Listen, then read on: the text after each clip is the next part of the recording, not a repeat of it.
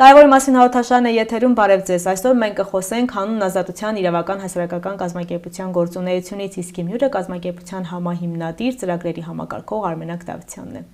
Բարև ձեզ, շնորհակալ ենք շատ մեր հրավերն ընդունելու համար։ Ես եմ շնորհակալ, որ ինձ հրավիրել եք ձեր տաղավարը։ Ուղիղ 5 տարի է գործունեություն եք ծավալում մի ոլորտում, որը բավականին այսպես խոցելի է։ Փորձենք վիճակագրություն ներկայացնել, ամփոփել այսպես ասած, ամփոփիչ հաշվետվություն տալ հանրությանը, ինչ է կարել այս 5 տարիների ընթացքում, որոնք են եղել այն գլխավոր նպատակները, ուղղությունները, որոնք որ սահմանել եք եւ որոնցով փորձում եք առաջնորդվել։ Բարի կազմակերպությունը ստեղծվել է 2020 թվականի դեկտեմբերի 16-ին, ստեղծումից հետո հստակ ռազմավարություն ենք մշակել, այս վերջերս փոխել ենք մեր ռազմավարությունը առաջիկա 5 տարիներին եւ ընտրել ենք մարդակենտրոն բանտեր, ազատազրկման վայրերից վերադարձողների կամ նախկին դատապարտյալների ինտեգրում եւ օրենսդրական բարեփոխումներ քրեակատարողական ոլորտում եւ պրոբացիայի ոլորտում։ Եթե հիշեմ, մոտ 8-ից 10 ծրագիր ենք արել 5 տարվա ընթացքում եւ տեղական դոնորների եւ միջազգային դոնորների աջակցությամբ։ Այդ ծրագրերը սոցիալականացմանն են ուղղված, վերամասնագիտացմանը, մշակութային միջոցառումների կազմակերպմանը եւ բանտերում եւ մեր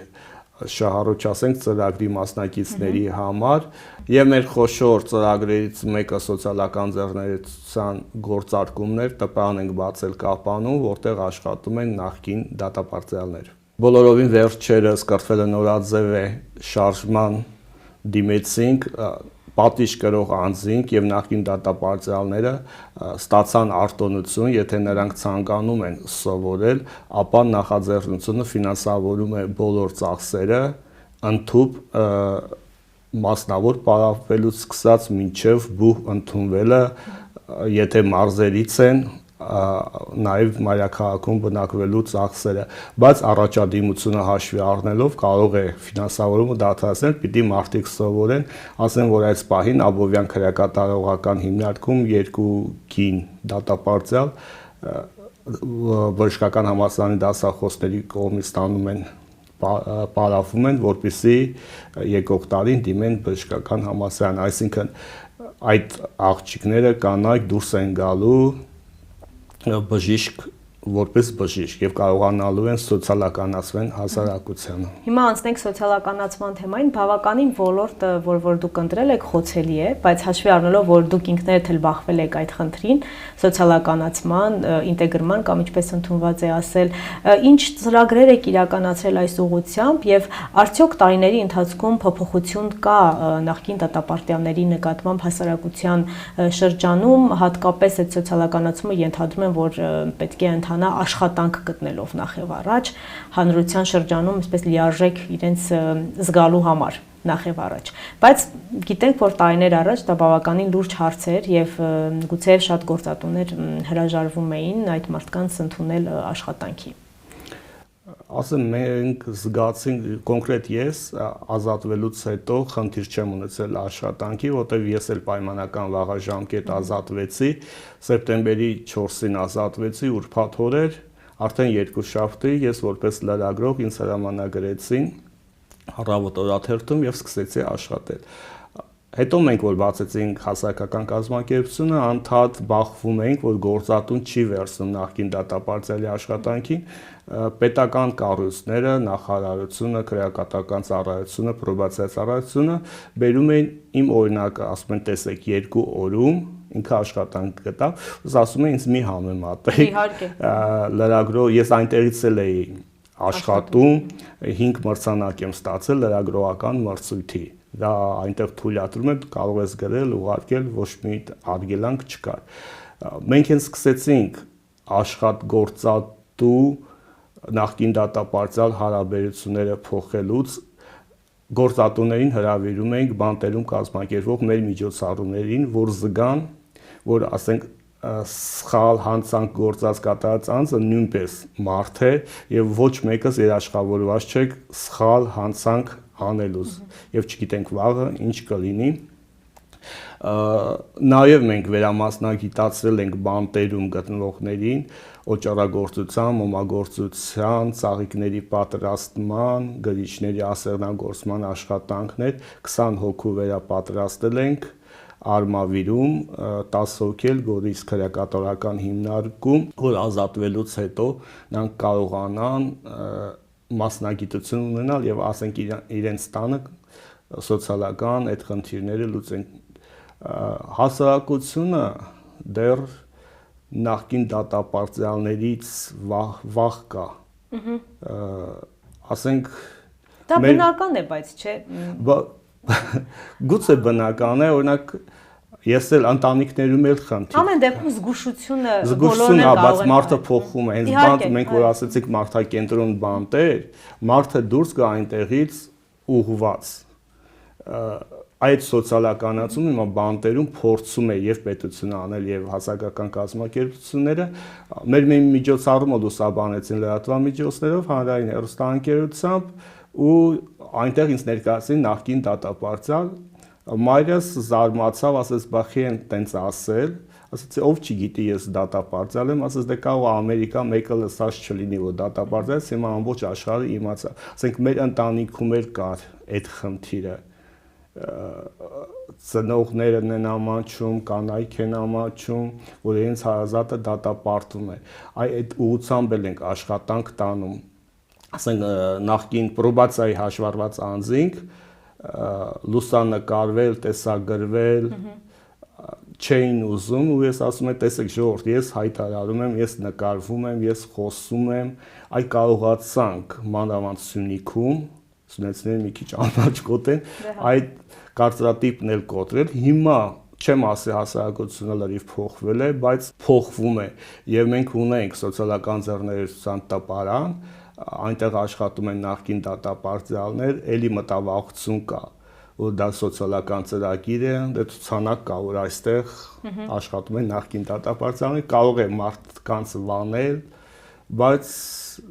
պետք է ինչ-որ բան անել ամեն դեպքում։ Գալիս են, շփվում են եւ զարմանում են։ Ասենք տատուները որ տեսնում են ձեռներին եւ այլն, արագ տղաները աշխատում են, կան նաեւ ոչ դատապարտյալ աշխատողներ, ու կարգավորում են այդ ամեն ինչ անում ենք, որպեսզի այդ կոտրվի այդ մարդը կենտրոնում պիտի լինի մարդը, անձը սոցիալականացված գալիս է կամ սոցիալականացում է, իհարկե աշխատանք պետք է, դա նաև կրկնա հանցագործությունն է նվազում, մարդը եթե ունենա եկամուտ չի գնա նորից գողություն անի, որպեսզի, չգիտեմ, թեկուզ իր ոչ եթե ընտանիք էլ չունի, իր ծախսերը հոգալու համար։ Պրոբացիայի ծառայությունում հաշվառվածների վրա կուզեի կենտրոնանանք, այս պահին ինչ աշխատանքներ եք նրանց սոցիալականացման ուղղությամբ այսպես իրականացնում եւ փորձենք մանրամասնել պրոբացիայի ծառայությունում հաշվառված անձը ինչով է տարբերվում նախկին դատապարտյալից, օրինակ, կամ թեկուզ եթե չեմ սխալվում նախկին դատապարտյալներն էլ կարող են այդ ծառայությունում դեռևս հաշվառվել։ Պրոբացիան ինքը պրոբացիայի ծառայությունը ազատազրկման այլ ընտրանքային ձև է, այսինքն դատապարտում են ազատազրկման, բայց չեն տանում բանտ, չեն փակում, մարդը մնում է հասարակության մեջ եւ պատիժը կրում է հասարակության մեջ, հետեւում են պրոբացիայի ծառայությունը պետական կառույցները, որպեսզի մարդը շտկվի։ Սա ձեռնտու է հանցանք կատարած մարդուն, ինքը չի կտրվում իր միջավայրից եւ վերափոխվում է։ Եվ նաև պետական հարկերն են խնայվում, պետության հաշվին մարդը չի մնում բանտում։ Նաև տեղում համայնքում գտնվելով կարողանում են վերլուծել այն խնդիրները, որ ունի, հանցանք չասենք, իրավախախտում կատարած անձը ունի այդ խնդիրները եւ պրոբացիան աշխատում է այդ ուղղությամբ։ Նաև եթե պայմանական վաղաժամկետ մարդիկ ազատվում են, դատապարտվել են 5 տարի, դե կա ժամկետ, նայած ինչ հանցագործություն ես կատարել, 3 տարի հետո ազատվում են, նորից հաշվառվում են։ Մարդիկ չգիտեն, օրինակ պրոբացիա դուրս են գալիս, դեռ հաշվառ 15 օրը 1, ամիսը 1 պիտի գնան ստորագրեն, այդ հասարակությունը գիտի գնում ստորագրում են ու վերջ։ Բայց այդ աշխատանքը, որ կատարվում է, հասարակությունը տեղյակ չի։ Մարդուն տանում են թատրոն, թանգարան։ Պատկերացրեք 5 տարի, չասեմ քրեական ենթամշակույթ չասեմ գրող իր մեջ, բայց 5 տարի փակի տակ մարդը կտրվում է ամեն ինչից, ճիշտ է, մեր կազմակերպությունը, այլ հասարակական կազմակերպություններ կինոցուցադրումներ են անում, ներկայացնում, բայց այլ բան է ներսում, 4 պատերի արանքում, դու այս սենյակից դուրս գաս գնաս մյուս սենյակում նայես քո կինոն ներկայացումը, նորից գաս խցում փակվեց, մեկ այլ բան է միանգամից ազատության մեջ, քեզ այդ մշակույթը, արվեստը չի հետաքրքրում, դու մտածում ես սոցիալական աշխատավարձի մասին, բայց ինտեգրվում ենք։ Մենք անում ենք ծրագիր 5 հոգի սովորեցին վարսավիրական գործ Սյունիքի մարզում, ոչ միայն Կապանում, 12 հոգի վարորդական իրավունք ձեռք բերեցին։ Փոքր քայլերով, բայց փորձենք հստակ այսպես անել ամեն ինչ, որ վարակիչ դառնա օրինակ։ Եվ հասարակությունը ընդունի, եւ կրկնահանցագործությունը վերանա։ Դե հասարակությունը պետք է ընդունի, որ իր միջավայրում կարող են լինել, այո, նաև մարդիկ, ովքեր որ ինչպես դուք նշեցիք ձեր խոսքի սկզբում, ինչ որ մի պատճառից ելնելով հանցագործություն են արել։ Դա պետք է նորմալ լինի մարդկանց համար, իսկ դա ժամանակի հարց է կարծում եմ։ Այ հետաքրքիր մի փաստ, միշտ ընտանեկան բռնություն ընդունված է, որ անեն տղամարդիկ։ Ունենք մենք ՀԿ-ի անդամ, կանանցից մեկը ամուսնու նկատմամբ բռնություն է, ինքը վերամասնագիտացավ, ասաց ուզում եմ վարորդական իրավունք ձեռք բերել, հիմա ինքը տաքսի է քշում Մարսի քաղաքներից մեկում։ Չանձնավորենք, չասեմ, որ բնականաբար պետք է անձնավորել, որտեվ հասարակությունը պատրաստ չի, նորից եմ ասում, ընդունել նախկին դատապարտյալին։ Հա, բայց այնպես էլ չէ, որ պետք է ձեռքերը ծալած նստեն, հաշտվեն այդ մտքին։ Եվ հետաքրքիր միտք ասացիք, եւ ազատազրկման վայրից վերադարձածը կամ հանցանք իրավախախտում կատարած անձը ինքը պիտի ուզենա փոխվի։ Ասենք հասարակությունը ասում ենք չի ընդունում, իսկ մենք ուզում ենք, որ մեզ հասարակությունը ընդունի։ Մենք նկատի ունեմ նախկին դատապարտյալները։ Դա կարևոր հարց է, ճիշտ եք ասում։ Պիտի սկսենք ինքներս մեզնից ու մեր կազմակերպության հիմնական նպատակներից, տեսլականներից մեկը հենց դա էր, որ փոխենք մենք, փոխելով մեր շրջապատը։ Խնդիրներից խոսենք, դուք մանավանդ որ ձեր սեփական մաշկի վրա եք զգացել, դուք նշեցիք, որ օրենսդրական նաև փոփոխություններով եք հանդես եկել, որոնք էին այն հիմնական օրենսդրական խնդիրները, որոնց որ դուք բախվում եք եւ որոնց ուղղությամբ այս ընթացքում աշխատանքներ եք կատարել։ Ավարտենք հենց պայմանական վաղաժամկետ ազատումը, մարդը այնտեղ մասնակցում է միջոցառումների, ինքը ստանում է միավոր 2 զեկույց է կազմում եւ գործ ուղարկում դատարան, 1 զեկույց է կազմում է քրեակատարողական հիմնարկը, քրեակատարական ծառայությունը եւ պրոբացիայի ծառայությունը։ 28 միավորը անցողիկ է։ Մարդը գնում է 2 դրական զեկույցով դատարան, դատարանը մերժում է, ասում է դատախազը ասում է չի ուղղել, դատավորներից ոմանք ասում են չես ուղղել, գնա հետ վերադարձ քրեակատարողական հիմնարկ, բայց մարդը սովորել է, մարդը վերաինտեգրվել է։ Հիմա եթե 2 դրական զեկույցով դատարանները մերժում են, նույն խցակիցը ընկերը ասում է խիգամ ես սովորեմ, ինձ պետք չի, եթե ես չեմ ազատվելու, եթե ես պիտի 5 տարի ժամկետս լրանա, այդ է խնդիրը, որ մենք առաջարկեցինք օրենսդրական փոփոխություններ։ Ծմահների հարցով կա օրենսդրական, որ հաշվի առնեն տուժողի կարծիքը։ Ծմա դատապարտյալներ հենց իրենք դատարանում ասում են, եթե մեր հարազատին էլ սպանեին, մենք չէինք ընդունի, բայց ասում եմ 25 տարի մնալ բանտում, 25 տարում ես սովորել եմ, ընդունվել եմ ինստիտուտ, փոխվել եմ, այդ փոփոխությունը նաև իրավական, իրավապահ ուժային կառույցները հաշվի չեն առնում։ Դրա համար նախարարը ասեց, պայմանական վաղաժամկետի ինստիտուտը պիտի փոխվի, վերանայվի, այ դա է խնդիրը։ Համաներում բոլորը ազատվում են, բայց հիմա մեր պետությունը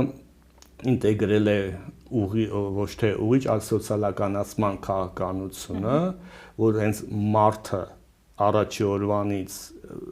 հայտնվում է քրեակատարողական հիմնարկում, հենց այդ րոպեից սկսվի նրա սոցիալականացումը։ Ձեր կատարած աշխատանքի հետևից գնում եք։ Ունեք վիճակագրություն, այսպես ասած, ուսումնասիրություն, որ մարդը իսկապես այդ ձեռք բերած մասնագիտությունով հիմա աշխատում է, ամեն ինչ նորմալ է իր կյանքում կամ փորձում է ամեն ինչ նորմալ դարձնել։ Թե պարզապես ծրագիրը իրականացիք, վարսավիությունը սովորեցին, վերջ հետադարձ կապ այլևս չեք։ Չէ, հետադարձ կապ պահում ենք եւ ոչ միայն սովորացնում ենք եւ վերջ։ Մենք ունենք իրավաբաններ, ցանկացած իրավական հարցով կարող են դիմել, դա լինի ամուսնալուծություն, ալիմենտ եւ ազատվելուց հետո գույքային հարցեր է լինում, մարդիկ չեն հասել սեփականաշնորհեն, օրենքի հետ կապված եւ այլ, այդ բոլոր հարցերով մենք աջակցում ենք։ Բժշկական հարցերով դեռ չենք լիովին այդ վիրահատություններ եւ այլ ֆինանսական, քանի որ ՀԿ-ն էլ չունի որոշակի սոցիալական ձեռնարկության տպանը նոր է, գուցե 1 տարի հետո կարողանա ապահովել, բայց առողջության հետ կապված խնդիրներ կան շատ, կարիքի գնահատում միշտ անում ենք, այնպես չէ որ ծրագիրը փակվեց եւ այլը, եւ եթե ծրագիր էլ չի լինում, ՀԿ-ն աշխատում է, որտեվ մենք նաեւ դիմում ենք այլ մասնավոր ընկերությունների եւ հետաքրքիր բան ասեմ, մեր մարզի մասնավոր ընկերությունների չասեմ շատերը, բայց ոմանք, որոնք մեր գործընկերներն են, միշտ աջակցում են։ Այդ տարեվերջին արդեն իրենք են զանգում, բա միջոցառում չես անելու այդ մարդկանց համար, ինչքան է պետք, ոնց է պետք, ինչ անենք, արդեն այդ փոփոխությունը կա։ Չէ, բարձր թողի վիճակում չենք թողնում, ասում եմ, եթե բարձր թողի վիճակում թողնենք, կրկնահանցագործություն կավելանա։ Հիմա մեր մարզում, եթե չեմ սխալվում, մի քիչ, մի 2% կրկնահանցագործությունը նվազել է։ Բացի այն ուժից, համբերատարությունից, որ դուք պետք է ունենաք առհասարակ այս աշխատանքները կազմակերպելու համար, որովհետև ես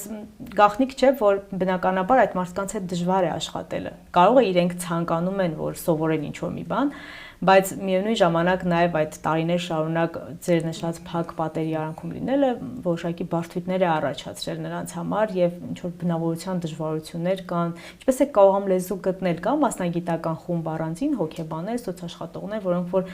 պատրաստում են այս մարդկանց այդ փոփոխությանը։ Սոցիալական աշխատողներ ունենք, հոգեբանների հետ կապված խնդիր կա, ինձ թվում է ընդհանուր Սյունիքի մարզում, որովհետև զանգում ենք, առաջարկում ենք աշխատել, լսում են լավ վարձայի դեպ, քանի որ միջազգային ծրագրերով ենք մենք աշխատում, լավ վարձատրություն կա, հենց լսում են, որ պիտի աշխատեն նախկին դատապարտյալների հետ, հոգեբանները, մեկի ամուսինը չի թողնում, մեկը վախ ունի, մեկի ընկերը կարող է խանդել, ու մեր հոգեբանական խումբը մենք հրավիրում ենք հոգեբանների Երևանից, պարբերաբար գալիս են, աշխատում են, ընդունում են, խնդիրները վերհանում են, հետո առցանց են նաև աշխատում, սոցիալական աշխատողներ իհարկե կան եւ մի բան էլ, որ մենք նախկին, կոնկրետ ես նախկին դատապարտյալ եմ եղել, մարդիկ գիտեն, որ դու եղել ես, զարմանում են սկզբում ոնց, բաման չեն հավատում, հետո քեզ վստահում են, գիտեն, որ ինչ խոսեն հետդ մնալու է քո մեջ, ոչ մի հասարակության ոչ մի խավ չի իմանալու ինչի համար են դատվել, ինչ են արել, Այնուամենայնիվ փոքր քաղաքի, այսպես ասած, ազգային հոգեկերտվածքին բնորոշ աները ձեզ դեռևս խանգարում են, ինչպես դուք նշեցիք, մասնագետների հետ աշխատել։ Հա, իհարկե կա այդ բանը, այդ վախը։ Իսկ ժամանակի հարց է։ Ժամանակի հարց է, բայց եթե հոգեբանը, որ պիտի աշխատի բոլոր տիպի մարդկանց հետ, ինքը վախենում է աշխատել նախկին դատապարտյալի հետ։ Այդ նույն խնդիրը կա քրեակատարողական հիմնարկներում, հոգեբաների խիստ կարիք կա։ Ոչ մեկը գուցե աշխատավարձը այնտեղ ցածր է, դրա համար չեն գնում նաև, բայց հոգեբաների կարիք բանտերում կա։ Ես օրինակ իմ փորձից ասեմ, ես զգում էի այդ կար սոցիալական աշխատող, սոցիալ հոգեբաներ կոչում, բայց ինքը ոչ մի բան չէր անում։ Ասենք ուներ իմ նման բանասերի կրթություն։ Հայոց լեզվի գրականության ուսուցիչ էր, գալիս էր, սենց նստում էր, խոսում էր, բայց գուցե թեթևանում էր, բայց մասնագիտական չէ, այդ մասնագիտական ուղղվածությունը, ուղղորդումը պակասում է։ Այո, դա էլ կարող է նպաստել ձեր նշած կրկնահանցագործությունների վերացմանը։ Սոցիալական եւ ինքնավնասումներին, բանտերում էս վերջերս ինքնավնասումները, ինքնասպանության դեպքերը, ասենք մարդը զանգում է տուն, կինը մի բան է ասում, ինքը ընկնում է ստրեսի մեջ ու չի կարողանում այս ստրեսից դուրս գալ, չկա այնտեղ հոգեբան, որ ասի նստենք, խոսենք, որոշենք, քննարկենք, այդ պակաս կա։ Այնուամենայնիվ ոլորտում դեռ շատ անելիք կա։ Իհարկե շատ կան, հատկապես մարդկային գործոնները հաշվի առնելով, երևի թե նրբությունները հաշվի առնելու առումով շատ գործ կա անելու։ Այդ, ասենք, կարող է պետական ծրագիրը կա, աշխատանքի տեղավորում են, չեն խանգարում, օրենսդրությունը թույլ է տալիս եւ այլն, բայց ձեր նշած այդ մարդակենտրոնության խնդիրը դեռևս մնում է չլուծված, այսպես ասած։ Մեկ շահառուի նախկին դատապարտելամաս անգեցի բժշկական կենտրոններից մեկի բժիշկներից մարզի տարածքում,